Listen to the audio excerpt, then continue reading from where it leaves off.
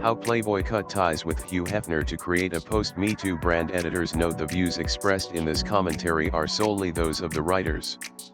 CNN is showcasing the work of The Conversation, a collaboration between journalists and academics to provide news analysis and commentary. The content is produced solely by The Conversation. Hugh Hefner launched Playboy magazine 70 years ago this year. The first issue included a nude photograph of Marilyn Monroe, which he had purchased and published without her knowledge or consent. Hefner went on to build the Playboy brand off the backs of the countless women featured in its pages, whose beauty and performance of heightened feminine sexuality have entertained its readers for generations. Approaching its 70th anniversary in December, Playboy has radically shifted. With the magazine no longer in publication, the Playboy mansion sold to a developer and London's last remaining Playboy club closing in 2021. What is the future for Playboy? The brand is changing to keep up with the post-MeToo world. Hefner passed away 1 month before allegations against film producer Harvey Weinstein surfaced in 2017, giving momentum to the MeToo movement, which saw survivors of sexual assault and harassment speak out against their abusers. Read more: Sex, Love, and Companionship with AI. Why human-machine relationships could go mainstream. In recent years, many have re-evaluated Hefner's legacy and relationships with women. The 2022 docuseries The Secrets of Playboy, which aired on Channel 4 in the UK, detailed sexual misconduct accusations against Hefner from several ex-girlfriends, including model Sandra Theodore and TV personality Holly Madison. Hefner and Playboy's relationship with women has been complicated. Playboy was an early supporter of abortion rights, helped fund the first rape kit, and was at times an early proponent of inclusivity, for example featuring transgender model Caroline Tulacasi in its June 1981 issue. But most women featured in Playboy have fit within a narrow beauty standard: thin, white, able-bodied and blonde. Meanwhile, Hefner's personal relationship with his much younger girlfriends reportedly followed patterns of control and emotional abuse. Ex-girlfriend Holly Madison described Hefner as treating her like a glorified pet in her 2015 memoir, Down the Rabbit Hole. Hefner's passing meant he evaded reckoning with the MeToo movement. Playboy, however, responded, releasing a statement in which it affirmed support for the women featured in The Secrets of Playboy and called Hefner's actions abhorrent. The statement declared that the brand was no longer affiliated with the Hefner family and would be focusing on aspects of the company's legacy that align with values of sex positivity and free expression.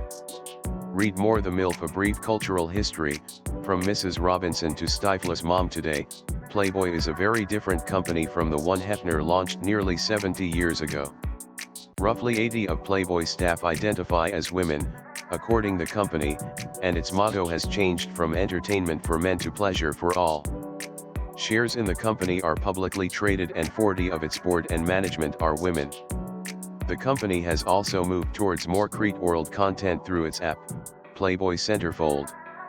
Similar to subscription content service OnlyFans, Playboy Centerfold allows subscribers to view content from and interact with its creators, which it calls bunnies. On the app, creators, or bunnies, are able to portray their own bodies however they wish, putting the power back in their hands. Perhaps Playboy's future is no longer in serving the male gaze, but instead the very audience Hefner dismissed in his first letter from the editor. If you're a man between the ages of 18 and 80, Playboy is meant for you. If you're somebody's sister, wife, or mother-in-law and picked us up by mistake, please pass us along to the man in your life and get back to your lady's home companion. The stars of Playboy's mid-2000s reality series, Holly Madison and Bridget Marquardt, are also enjoying a resurgence among fans. The Girls Next Door launched in 2004. The show focused on the lives of Hefner's 3 girlfriends, Madison, Marquardt, and Kendra Wilkinson. It became ES best performing show and cultivated a new female audience for Playboy. The Girls Next Door was a story of complicated empowerment despite patriarchal interference. Its 3 female protagonists went from being known solely as some of Hefner's many blonde girlfriends, to celebrities in their own right. They each ultimately broke up with Hefner, leaving the mansion and going on to lead successful careers. The show's depiction of Madison, Marquardt, and Wilkinson as empowered, fun-loving and complex individuals, who found joy and agency through expressing their sexuality was perhaps what drew so many female fans to the show.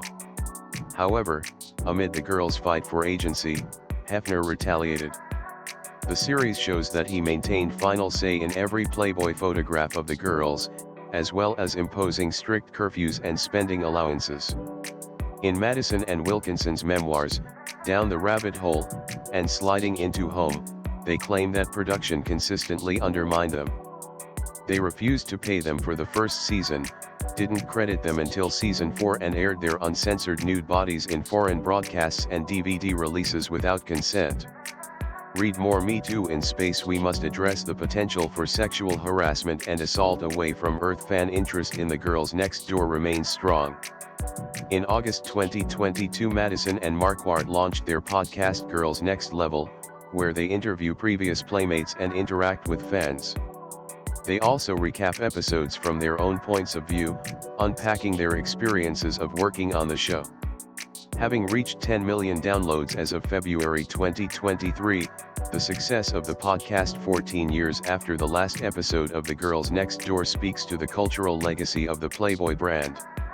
It also shows that despite Hefner's original editor's note, Playboy resonates with some women.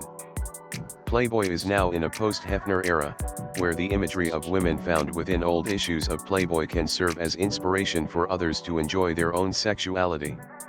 Whatever the future has for the company, the concept of Playboy has become public property, be that in the appearance of Playboy bunny costumes each Halloween, the popularity of cheeky Playboy logo tattoos or branded lingerie and clothing. In a post-MeToo era, the women of Playboy are speaking up and taking over. With the mansion gates closed, the bunnies are finally reclaiming the brand as their own. Top image: Hugh Hefner with Playboy bunnies in London in 1966. Daisy McManaman is a PhD candidate at the Centre for Women's Studies, University of York. Daisy McManaman does not work for, consult, own shares in or receive funding from any company or organization that would benefit from this article, and has disclosed no relevant affiliations beyond their academic appointment. Republished under a Creative Commons license from The Conversation.